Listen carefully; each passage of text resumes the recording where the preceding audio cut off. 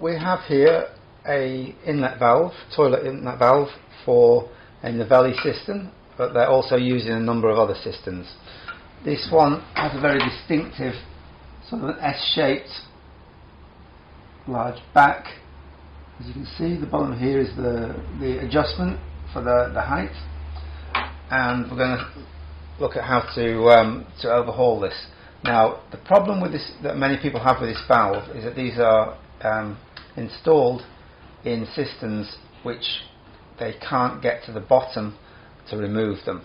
So people ask me constantly, can we take the top off and repair the valve without actually removing it from the cistern, which is about 4 hours work? So the simple answer to that is yes. So we're going to show you how to do that today. What you're going to need is a couple of small screwdrivers. These are like little electrical screwdrivers, but you could use any small screwdriver with a flat blade. A couple of sticking plasters and some betadine.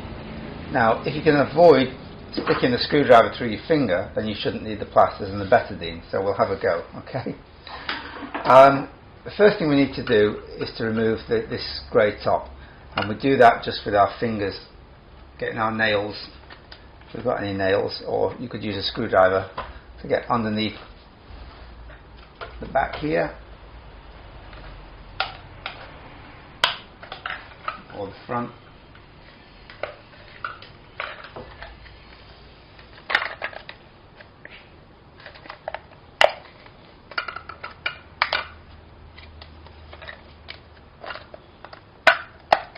They're quite stiff, but pulling from the side here,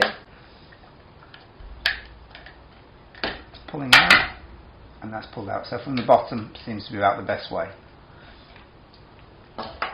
Now, what you find underneath here is a float here, which comes up on a, look close, you can see that. It's actually a pivot here and here, and we have to remove that pivot.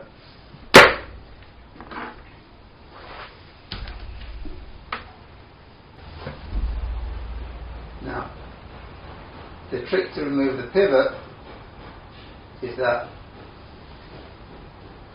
this here needs to be pushed in and lifted up.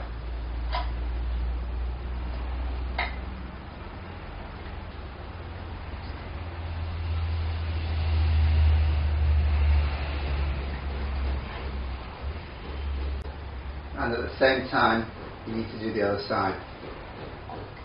So you squeeze those both in and lift them up at the same time. Should be able to prise those out. It's not easy. If you have two people, it's easier.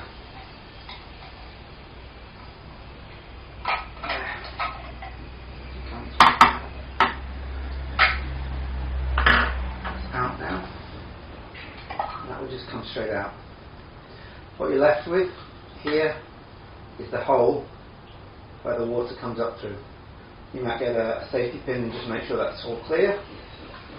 And underneath this lid, you'll see a rubber spot there, and that is what presses down on that hole to block the water. So when this rubber starts to corrode and perish, the water will start to seep in, and the water level will keep rising until it starts to trickle over the overflow tube and into the toilet, and you'll see a constant dribble of water. So now that we have this off, you also take the top off the one in the cistern and do the same for that. Then you simply replace the new float onto the old valve that's in the cistern. So your new float goes back in.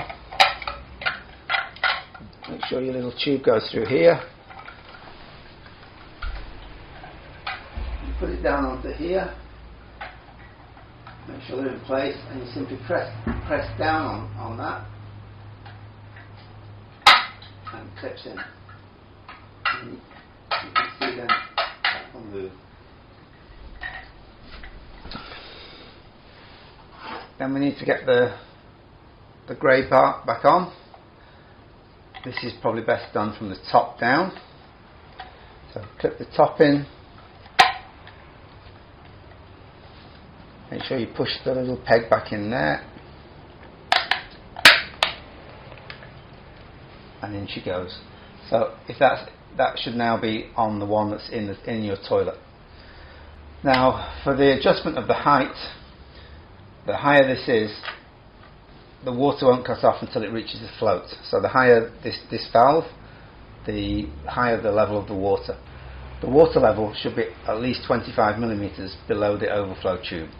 So to adjust the water level, you see the little clip here. What we need to do is push that clip down, just halfway down like that, and then the stem will swivel. You can twist that, so looking down on it, the bottom will swivel clockwise, and once you've done that, we can adjust that to whatever length we want. So when we're at the length we want, we twist it back, which locks it. So we twist it clockwise this way, clockwise this way. That's now locked. That's now locked, it won't move. And we push that clip back in all the way, and it's now locked.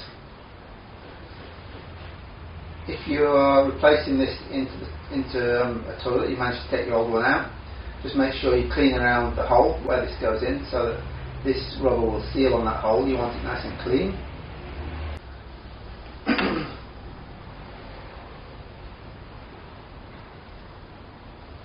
Then you put the flat washer, you put this through the hole in the system. Flat washer goes on against the system here, and the plastic nut screws on the bottom. It only wants to be done hand tight, firmly hand tight. Don't use tools on it if you can avoid it, and that should hold and seal. And that's it.